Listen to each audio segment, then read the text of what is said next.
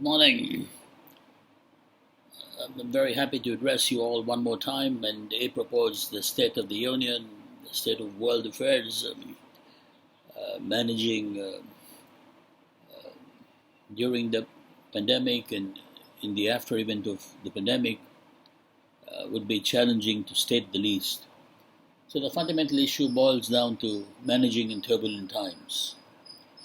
How do the focus today would be on SMEs because small and medium enterprises around the world have suffered a lot. Many have faced closure, and going forward into the future, at least 8 quarters more till the second quarter of 2022, they would have to survive. The key focus would be survival, not of growth, not of sustainable development, but of survival. So, managing to survive is the key topic today.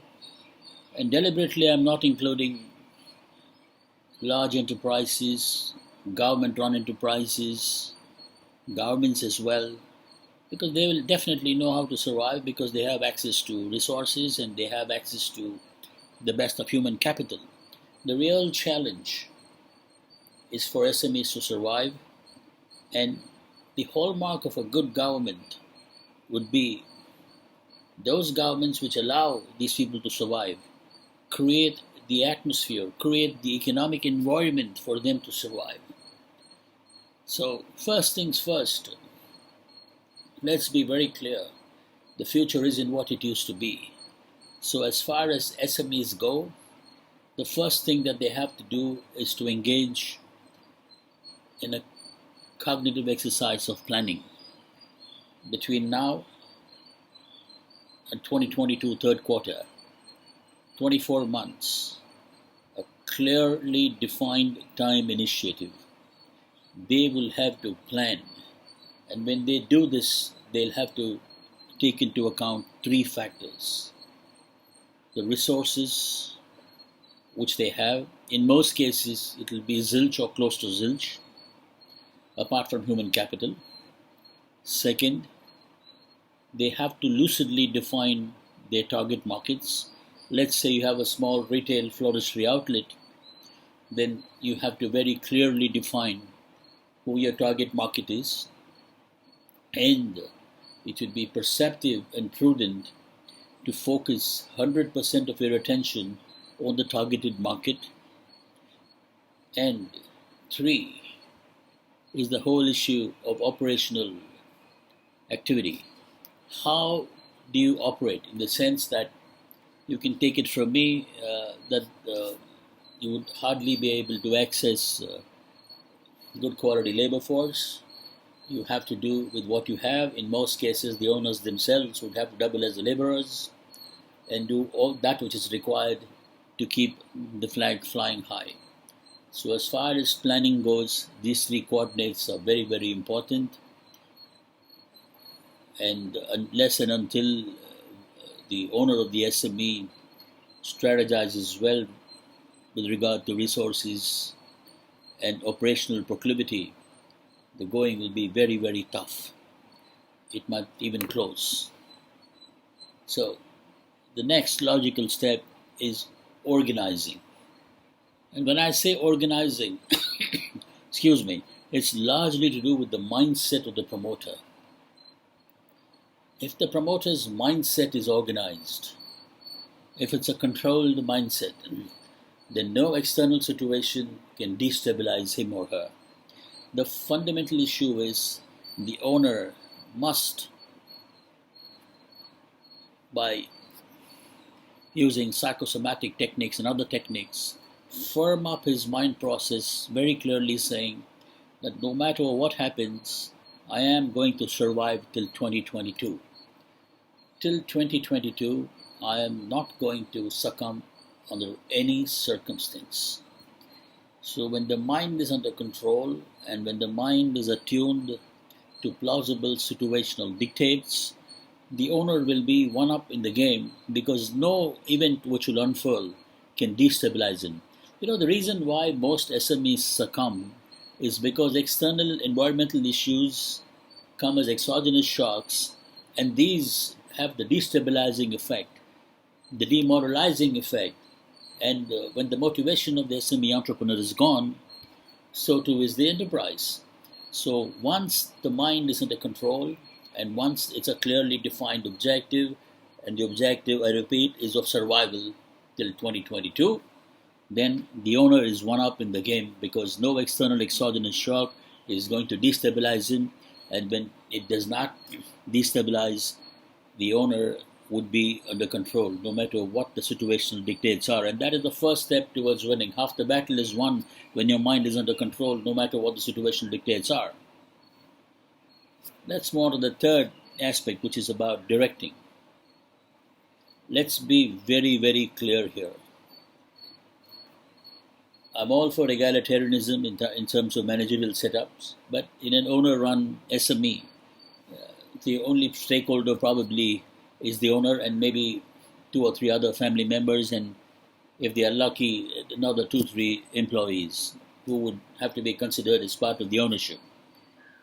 So given that the number of stakeholders would be less than 7, the protagonist, the chief owner, would have to have only one issue in mind, which is, does every act of mine, every act which I'm going to direct, is it going to help the survival of the enterprise, and is it going to help the 7 stakeholders? That's all there is to it.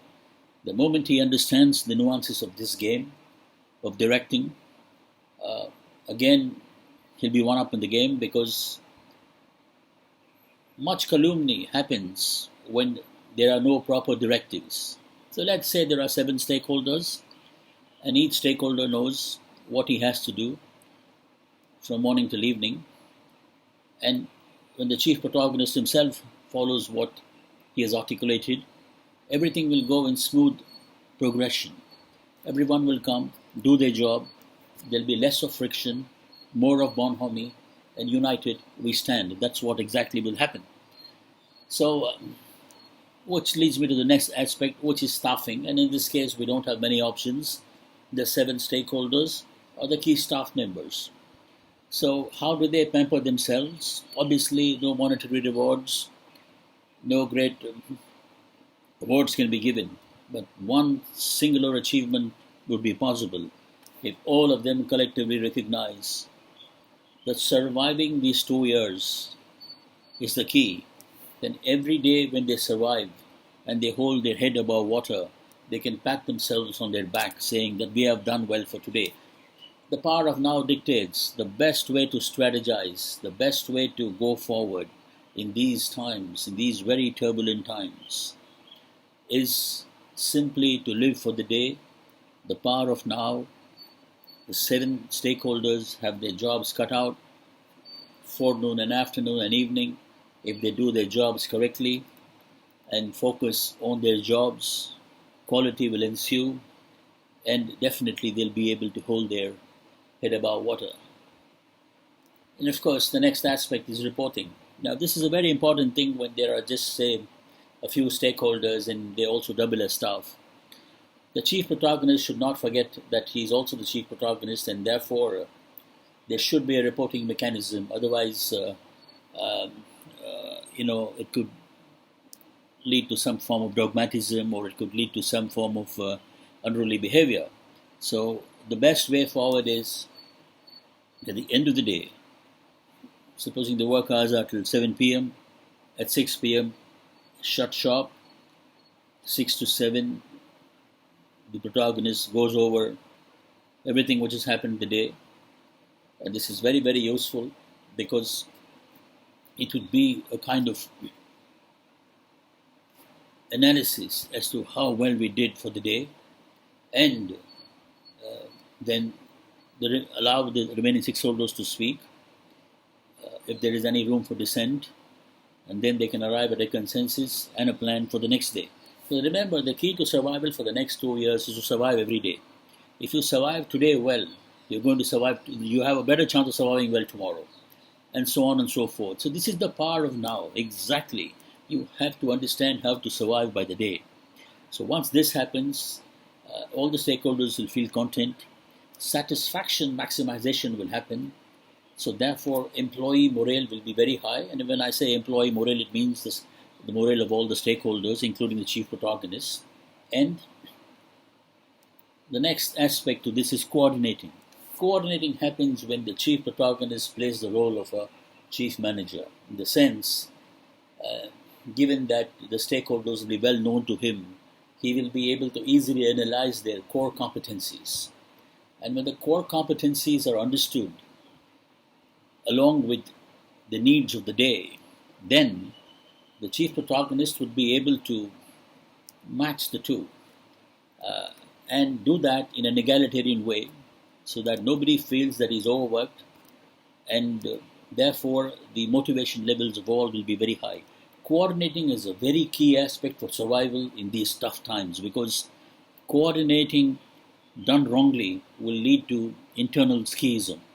So the best way forward would be to coordinate astutely so that everybody's motivation level is high, and for this, the chief protagonist should lead from the front. If he does that, there will be no problems in the organization. And as a corollary to the coordination aspect is the aspect of budgeting, which is an issue which has to be very, very well thought of. And the reason why I'm saying it has to be very well thought of is because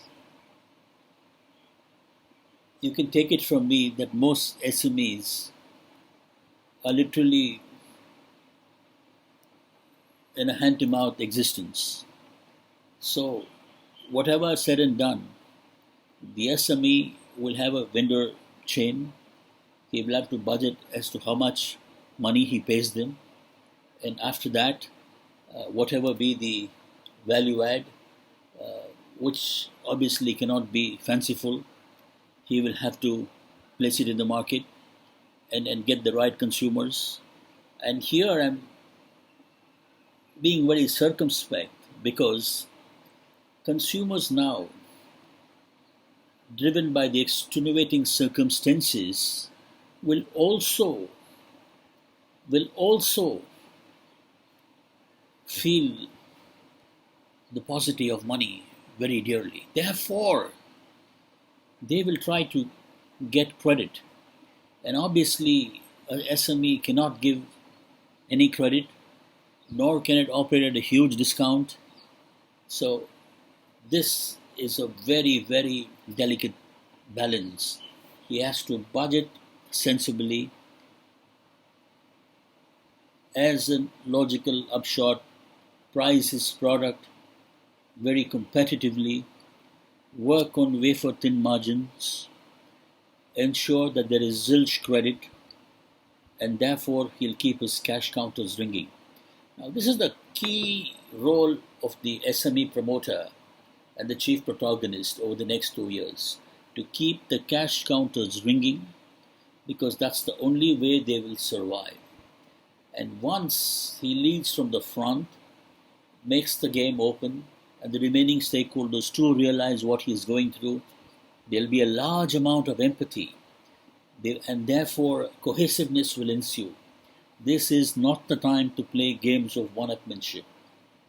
So therefore, by astutely planning, organizing, directing, staffing, coordinating, reporting, and budgeting, and being perceptive, prudent, and perspicacious about it, let me respectfully submit that the SME can hope to survive.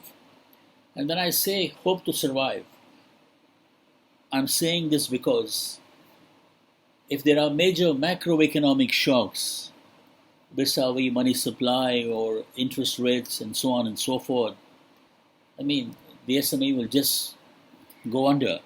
So this is also the time when governments around the world should focus on funding SMEs. Perhaps they can even use the technology of helicopter money to fund them, to actually recapitalize them, and then work out a scheme wherein eventually over a long-term period of 10 to 15 years, the money is paid back. So these are challenging times. Let's all pray for the very best. Let's be sensible about our approaches, and forever let's remember that being honest and straightforward about what we are doing will ensure with certitude that we will survive these challenging times. Thank you very much and wish you all the very best.